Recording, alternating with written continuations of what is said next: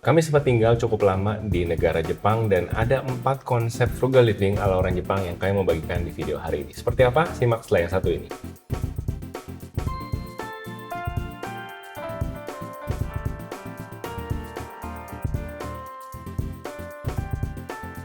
Hai guys, welcome back to podcast Samuel dan Claudia. Gue Samuel dan ini istri gue Claudia. Kami pasangan suami istri kantoran, teman sharing kamu seputar karir, finance, and all about adulting. Di channel ini kalian akan menemukan video-video seputar topik-topik tadi. Jadi kalau kalian suka dengan apa yang kalian tonton hari ini, jangan lupa subscribe dan follow. Kalau kalian dengerin ini di Spotify, dan juga komen, share video ini untuk support channel kami. Kami ketemu di Jepang waktu kuliah, sama-sama anak beasiswa, dan tinggal cukup lama di Jepang, dan hampir tiap tahun bolak-balik ke Jepang karena memang suka sama negaranya dan Sesuka itu ya. sesuka itu sama negara, makanan, budaya, dan kayaknya kalau ke Jepang itu ya memang gampang juga untuk dipahami, dinavigasi gitu ya, khususnya buat kami yang sekarang punya anak umur 6 tahun. Tapi di luar kesukaan kami terhadap Jepang, sadar nggak sadar, Jepang juga membentuk cara kami melihat uang, Jepang juga membentuk cara kami ngelihat frugal living yang sekarang juga kami hidupi dan kami jalani. Dan ada 4 konsep frugal living yang kami belajar selama tinggal di Jepang yang kami mau share di video ini. Nah, konsep pertama yang mungkin kalian juga udah pernah dengar namanya kakeibo. Jadi kakeibo ini sih intinya melakukan pencatatan keuangan secara manual. Ya, konsep ini juga bukan konsep baru, udah ada bukunya dan sekarang lumayan banyak dibahas di mana-mana, tapi sebenarnya udah ada dari tahun 1904.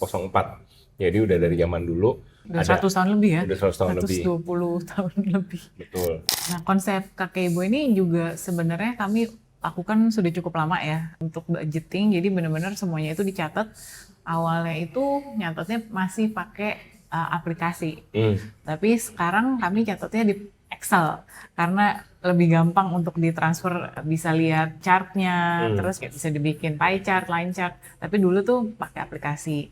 Nah ini tuh menurut kami sangat basic dan tapi penting gitu ya. Kayaknya sepele cuma nyatet pengeluaran dan pemasukan. Tapi misalkan kalau kita nggak pernah nyatet, kayaknya susah deh untuk kita bisa ngomongin, oke, saya mau berhemat yang di mana gitu, apa yang harus dihemat di area mana, kan nggak ada catatannya, kan kita nggak tahu juga ya, berarti kita tuh borosnya di mana atau banyak pengeluarannya di mana, cuman dirasa-rasa doang, itu juga bahaya karena ya memori kita terbatas, perasaan juga bisa salah, jadi mendingan semuanya dicatat.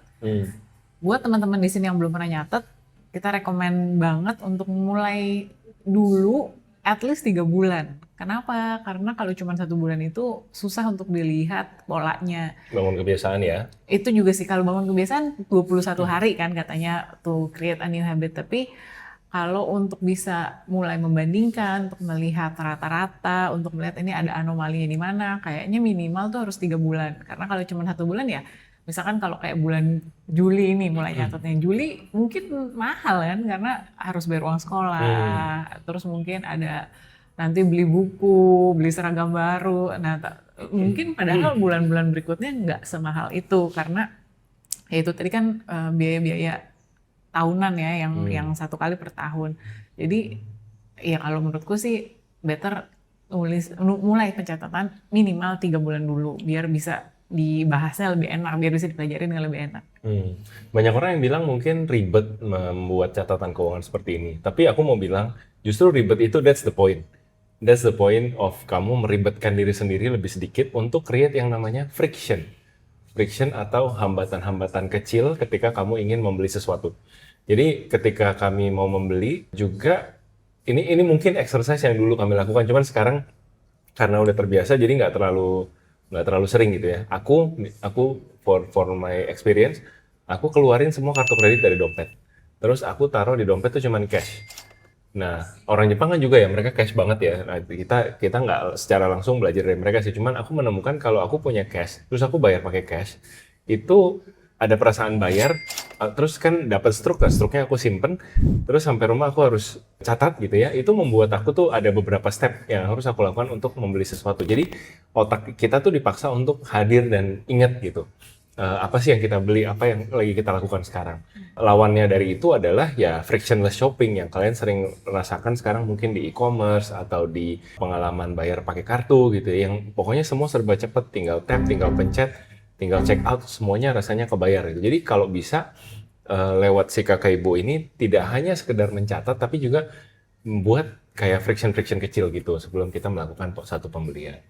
Ya, tidak sadar ya udah belanja karena semuanya terjadi begitu cepat Semua ya. terjadi cepat, Tap gitu mataku langsung. gelap, tiba-tiba sudah ku check out iPhone 17 Pro Waduh, Max. waduh, waduh. Ya jadi yang bahaya kan yang kayak gitu ya, kayak pembelian-pembelian impulsif di bawah alam sadar itu. Jadi semakin kita banyak stepnya, Hmm. semakin kita sadar. Mudah-mudahan di tengah jalan sadar terus Hmm. berhenti ya gitu. Oke, ini gue ngapain ya beli ginian kayaknya nggak perlu. Jadi ya ini this is a very basic but crucial step. Yang kedua adalah motainai. Motainai ini bahasa Indonesianya Mubazir. mubazir atau sayang ya. Ini aku ingat banget motainai ini karena jadi kata kunci, jadi bacaan pertama di kelas bahasa Jepang waktu aku kelas kuliah tahun pertama, semester pertama. Ceritanya ada satu ibu-ibu di Afrika, dia melakukan campaign, mungkin dia dapat apa ya, ini ibu-ibu di Afrika mungkin dibantu kali sama NGO dari Jepang gitu ya. Terus mereka memperkenalkan konsep sayang ini, mubazir ini ke komunitas dia. Nah, nama nama ibunya Wanggarimata. Oh beneran masih hafal ya? Bener kan Wanggarimata-san? Lupa lagi. Iya, aku bener-bener ini kalau kamu buang-buang makanan nanti Wanggarimata-san marah sama kamu gitu. Kayak nempel banget di kepala entah kenapa ya pelajaran di semester 1 itu. Tapi Motaina ini intinya konsep mubazir aja gitu. Kalau misalkan kita mau pakai barang, pakailah dengan baik. Kalau misalkan kita ngelot mesin cuci, si Klau nih paling sering ngomelin aku gitu ya, karena kadang-kadang bandel. Load lah dengan kapasitas yang nggak penuh-penuh banget. Supaya apa? Supaya kerjanya nggak terlalu keras. Jadi mesin cucinya, meskipun dia bilang di manual, oke, kita kuat sampai 50 liter gitu. Tapi ya kita hari-hari kayaknya 38 liter aja. Jadi memberikan beban kerja yang tidak terlalu berat sehingga dengan harapan mesin cucinya umurnya lebih panjang. Dan panjang umurnya ya, udah kita pakai 10 tahun mesin cuci di rumah itu. Terus kalau ada kerusakan sepatu atau baju yang kita bisa perbaiki, ya jahit kancing atau ya kalau udah robek ya apa boleh buat ya buang ya. Cuman kalau hal-hal kecil kayak benangnya lepas atau Robek robek sedikit sedikit ya, atau kayak misalkan beli tapi ukurannya kegedean nih, celana yang aku pakai nih kemarin habis dipermak di penjahit di pasar gitu. Dipermak supaya kita lebih menghargai barang gitu ya. Jangan cepat-cepat kita buang karena sedikit nggak cocok. Itu sih yang juga menurutku bagus ya dari konsep Jepang yang kedua ini, motainai ini. ya ini kalau menurutku frugal itu makanya nggak selalu identik dengan kita beli yang paling murah ya. Hmm. Sekarang kan kita lagi ngomongin motainai nih. Motainai ini juga nggak selalu barang yang kita beli itu mungkin paling murah. Oke, kita mungkin beli barang yang good quality, yang memang kita suka, tapi kita jaga gimana biar bisa pakainya itu selama mungkin gitu ya masa pakainya. Bener-bener dipakai, bener-bener disukain. Mungkin kalau aku nih misalkan kan beli sepatu gitu, sepatu yang bagus, ya aku berusaha mencari ini sepatu ini bakalan sering dipakai atau enggak. Dulu lah ya, dulu pas masih ngantor kan, oke nih boleh lah high heels gitu kan ke kantor. Ya ini kan naik turun lift gitu, nggak jalan terlalu banyak. Tapi sejak hamil terus punya anak terus toddler, nah itu kan kayaknya aduh high heel udah nggak pakai lagi, terus covid kan apalagi. Jadi waktu itu kayak udah deh belinya sneakers saja atau belinya sepatu sendal aja yang memang sesuai dengan kebutuhan. Dan itu ya aku jujur aja aku nggak beli yang paling murah, aku beli yang aku suka tapi aku pakainya lama. Mungkin teman-teman di sini juga ada yang notice ya kan, tapi di Instagram sih banyak banget yang notice, Ci bajunya itu lagi gitu ya. Memang aku beli baju yang aku suka, tapi pakainya sering dan lama ya, untuk jangka waktu yang lama bisa mungkin 5 tahun, 6 tahun, 7 tahun, 8 tahun, 10 tahun. Kalau melihat mungkin nanti di sini ada yang mau kepo gitu ya Instagram Sam tuh akan lihat, ih ternyata baju ini tuh udah dipakai dari kapan gitu ya. Ya aku sih sangat mengamini banget ya motainai ini kayaknya.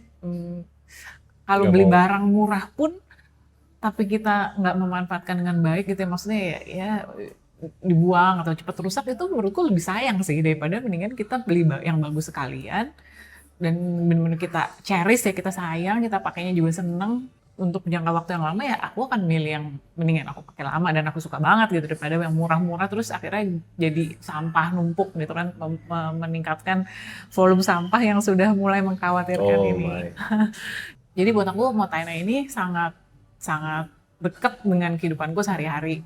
Juga mungkin ini nggak selalu tentang barang-barang yang non perishable ya, tapi ini juga mungkin untuk barang-barang yang perishable. Maksudnya contohnya makanan gitu ya. Makanan juga aku berusaha banget untuk jangan sampai makanan tuh dibuang-buang gitu. Kalau misalkan belanja groceries, sayur misalkan, ya itu diatur gimana caranya tuh oke yang daun-daun dulu, oke kita masak duluan gitu kan, karena kan groceries kan nggak tiap hari groceries dong. Mungkin aku sih kalau groceries sayur-sayur gitu mungkin bisa 2 minggu sekali, tapi diatur gimana caranya biar yang daun-daun ini ya udah kita makan duluan biar nggak rusak, terus yang agak misalkan kol terus brokoli gitu ya itu kan bisa agak belakangan gitu, jadi nggak ada makanan yang dibuang gitu. Aku juga makanya sebel banget kalau ngelihat orang makannya nggak bersih gitu, atau misalnya di kondangan ambil banyak-banyak terus kayak nggak dihabisin, itu kayaknya mubazir banget ya.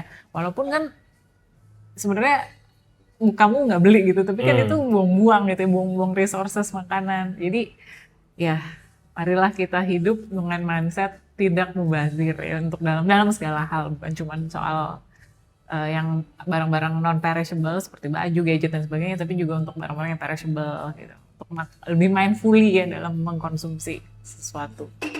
Yang ketiga, aku mau kenalin kalian sama istilah sundoku. Sundoku ini sebenarnya istilah untuk menyebut orang-orang yang beli buku tapi nggak pernah dibaca. Udah beli buku ditumpuk doang di pojok ruangan, terus dia nggak pernah baca, bahkan plastiknya nggak pernah dibuka. Ya dia minimal buka plastik lah. Baca lah. Oke. Nah, tapi ini sekarang jadi istilah yang dipakai untuk mendeskripsikan kebiasaan beli barang apapun yang akhirnya nggak dipakai gitu. Nah, supaya hoarding bukan sih? Lebih kalau hoarding kan udah habis tapi dia nggak berani buang kan, kayak bungkus-bungkusnya pun ditaruh di rumah, sampahnya pun nggak dibersihin gitu. Tapi ini kayak mendapatkan kepuasan dari dia beli barang, tapi habis beli barang dia nggak manfaatin barangnya gitu. Nah ini juga fenomena yang disorot nih di Jepang dan kalau bisa kita hindari gitu ya. Nah gimana cara hindarinya? Ada cara ngitung yang kalian suruh bandingin beli barang ini tuh berapa kali bisa makan lunch, jajan di luar. Misalkan dengan pakai budget 100.000 deh ya, kita makan di restoran bagus, restoran di mall gitu ya, kita pakai budget 100.000. Nah kalau aku beli barang ini, aku bisa berapa kali lunch nih di luar. Jadi menunda pembelian dengan membandingkan harga barang itu dengan ini gue bisa pakai berapa kali makan nih gitu, kayak gitu. Atau ya sebenarnya cara tadi yang kesebut di awal tentang menciptakan friksi sebelum kalian beli, itu juga bisa dilakukan. Misalnya in my case, kartu kreditku yang limitnya gede-gede itu aku nggak bawa di dompet. Terus kita juga bikin sistem akun e-commerce kita tuh nyambung. Jadi apa yang aku check in, si Klo bisa lihat. Check out. Iya. Jadi apa yang aku check out, si Klo bisa lihat. Dan biasanya, dan sebaliknya. Dan biasanya sih aku akan bilang, Klo tolong check out gitu. Karena Klo yang tahu lah tanggal-tanggal dan promo dan voucher segala macam, dia yang lebih tahu. Tapi ya kami punya sistem seperti itu supaya ada friksi disengaja supaya belanja itu jadi ribet. Jadi pengalaman yang susah dan tidak segampang itu ngeluarin duit. Nah itu menurutku memudahkan hidup untuk ada apa-apa tuh kita fallback ke sistem. Jadi misalkan ada godaan apa, ada orang nawarin apa, ya udah saya tanya istri saya dulu deh gitu. Biasa kan kalau sekarang sih lagi banyak misalkan RM dari bank gitu, nawarin nabung di sini, funding di sini gitu. Kan itu produknya kan sebenarnya nggak selalu bagus buat kita, nggak selalu sesuai dengan tujuan keuangan kita. Biasanya saya akan pushback, saya bilang, ntar saya tanya istri saya dulu, atau saya diskusi dulu sama keluarga di rumah gitu. Kadang mereka datang dengan diburu-buru, Pak ini hanya sampai minggu depan, hanya sampai tanggal sekian, ada cashbacknya hanya hari ini gitu. Nah itu biasanya urgensi yang dibuat untuk bikin kita harus beli sekarang. Demikian juga diskon gitu kan, kalau di mall, ini diskonnya hanya hari ini buy one get one-nya apalah, pokoknya akal-akalan montirnya banyak gitu untuk membuat kita harus beli sekarang. Nah, kadang kita harus ya udah step out from that environment, mungkin cuci muka gitu ya, bangun gitu. Nggak ada urgensinya. Kalau kamu nggak beli ini barang, besok nggak kiamat gitu. Jadi kayak harus keluar, take a step back dan kembali ke sistem kalian itu. Bayangkan seandainya saya ada di environment yang saya diburu-buru beli sesuatu dan ada kartu kredit di dompet saya, akan lebih gampang untuk ya udahlah belilah, gesek gitu. Selesai urusan. Tapi kan saya bisa bilang, oh aduh nggak ada duit. Nanti istri saya datang sama istri saya. Begitu saya datang sama istri saya kan, saya udah lebih tenang, mungkin udah common sense-nya udah ada gitu kan. Dan Jadi udah nggak terlalu ngebet untuk beli lagi. Jadi terhadap si Sundoku ini kalian harus lawan dengan bikin mini friction throughout your life, throughout your daily system supaya kalian bisa kalahin desire untuk belanja. Sebenarnya ini juga agak ngingetin aku sama ini sih pengalaman kamu dulu kan. Dulu kan kayaknya suka banget jajan-jajan, suka banget ngopi-ngopi. Terus sampai satu titik ketemu Fire gitu yang ngajarin bahwa dengan kan karena kamu nggak ngerti kan dulu ngapain sih aku mesti hemat-hemat, ngapain ya aku mau ngopi aja mesti ditahan-tahan, belanja aja mesti ditahan-tahan, kan udah kerja harus dong self reward. Nah tapi kan pas belajar konsep Fire itu ngerti oh sebenarnya aku nabung-nabung ini ujungnya itu sebenarnya untuk membeli kebebasan aku dari corporate yang mana itu kan priceless ya, nggak bisa dibayar dengan uang gitu, maksudnya lebih dari uang. Jadi it gives you a sense of purpose kenapa harus hemat-hemat ya. Maksudnya ini juga sama kan Sundoku ini jeda sebelum beli, maksudnya biar gimana biar kita nggak beli-beli ya mungkin kita harus give a meaning to our effort in saving. Ini aku lagi mau ngapain nih, maksudnya financial goals-nya yang lagi mau aku capai apa gitu. Misalkan aku lagi mau tahun depan mau liburan atau lagi mau nikah atau mau bangun rumah atau mau apa. Jadi karena ada tujuan yang mau dicapai bisa lebih siap bisa lebih tahan terhadap godaan untuk belanja yang kecil-kecil yang nggak penting itu gitu. Ini kan juga seperti ini ya prinsip seven effective habit yang begin with the end in mind gitu ya. Ujungnya kamu mau achieve apa sih? Kalau udah tahu ujungnya mau achieve, oke aku tahun depan mau nikah ya berarti kan nggak usah lah upgrade gadget atau sepatu, nggak usah lah beli lagi kan udah banyak. Jadi it gives you a sense of purpose on why you are saving or on why you are let's say sacrificing for this small happiness for a bigger one. Iya. Dan yang keempat adalah wabi sabi. Mungkin kalian pernah dengar juga wabi sabi ini, tapi sebelum masuk ke wabi sabi mungkin konteks tentang orang Jepang sendiri. Orang Jepang sendiri itu mereka tidak suka kelihatan kaya, tidak suka memamerkan kekayaan. In general, kalau punya duit mereka akan beli barang yang harganya mahal, tapi yang tahu sedikit gitu, atau stylenya tuh sangat quiet luxury. Iya, quiet luxury gitu. Jadi kalau di Jakarta mungkin ekuivalennya orang kaya lama gitu, kalau kalian bilang gitu.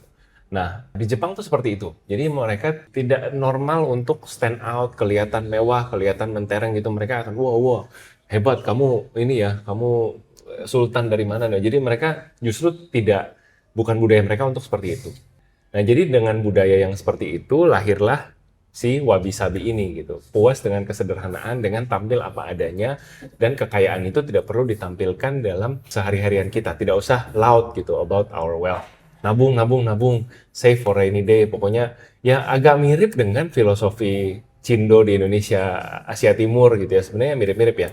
Jadi nggak usah ditampilkan lah kalau memang kaya ya disimpan aja atau buat yang tahu-tahu aja. Nah, tapi kalau nggak kaya gimana gitu kan ya. Kita kan ceritanya frugal living nih, lagi mau mencapai kekayaan. Wabi sabi ini konsepnya adalah memakai barang sehari-hari itu mensyukuri ketidaksempurnaannya dia. Kalau buat aku mungkin contohnya mobil. Kita pakai mobil kita yang sekarang tuh udah sekitar berapa tahun ya? Dari 2017 udah 9 tahun. 9 tahun tahun ini, dan itu mobil bekas. Sebelum kami pakai itu umurnya udah berapa tahun? 4 tahun. 4 tahun. Iya, jadi total udah 12 tahun. Nah, mobil namanya 12 tahun pasti penuh dengan ketidaksempurnaan. Plastiknya ada yang baret-baret, terus catnya ada yang bocel-bocel sedikit gitu. Nah, wabi sabi itu maksudnya ya udah ketika lagi nyuci mobil gitu ngelihat dan mensyukuri ya udah mobil ini memang nggak sempurna, mobil ini memang lecet-lecet, tapi ini mobilku. Ini mobil yang sudah mengantarku kerja, udah mengantar istriku lahiran ke rumah sakit, terus mengantarku road trip gitu. Jadi banyak kenangan yang disyukuri terlepas dari barangnya udah kayak gimana ya, udah nggak sempurna lagi. Itu wabi sabi ya yang mungkin ada hubungannya dengan mindfulness juga. Mungkin ada hubungannya dengan kayak menerima keadaan apa adanya gitu, tanpa harus meminta kesempurnaan dari kehidupan kamu. Jadi nggak selalu berusaha ya in terms of car, kayak selalu kepengen mobilnya mengkilap, selalu kepengen mobilnya sempurna, baru gitu ya. Kita berdamai bahwa memang namanya hidup, barang-barang tuh pasti akan menua, pasti akan rusak gitu. Jadi itu kayak strategi supaya kita nggak mungkin terlalu apa ya, kepengen yang baru terus, kepengen upgrade terus, kepengen all the shiny new toys. Ya tadi balik lagi ke cara berpikir orang Jepang yang kayak ya udahlah, kekayaan nggak usah dipamerkan, kita nggak usah selalu beli yang baru, pokoknya pakai yang secukupnya aja, puas dengan kesederhanaan tadi. Ini juga kayaknya sih sebenarnya konsep yang lumayan dekat ya dengan masyarakat Indonesia kan. Katanya masyarakat yang mudah bersyukur, mudah puas. Jadi sebenarnya sih harusnya konsep ini bukan sesuatu yang sulit nih buat kita semua lakukan. Teman-teman di sini pernah dengar kintsugi itu nggak sih? Jadi di Jepang itu ada semacam art atau kesenian yang untuk porselen, mangkuk atau piring atau gelas yang pecah itu mereka justru bukannya dibuang tapi ditambel ya, ditempelin lagi dengan emas yang dilelehkan. Iya. Jadi nempel lagi dan bisa dipakai lagi. Nah, ini juga sebenarnya suatu konsep yang mengajarkan bahwa even barang yang udah rusak pun kalau kita bisa perbaiki dan treat dengan baik, mereka bisa berguna lagi loh, bisa berfungsi lagi loh. Jadi ya nggak usah beli-beli terus, nggak usah nambah-nambah terus.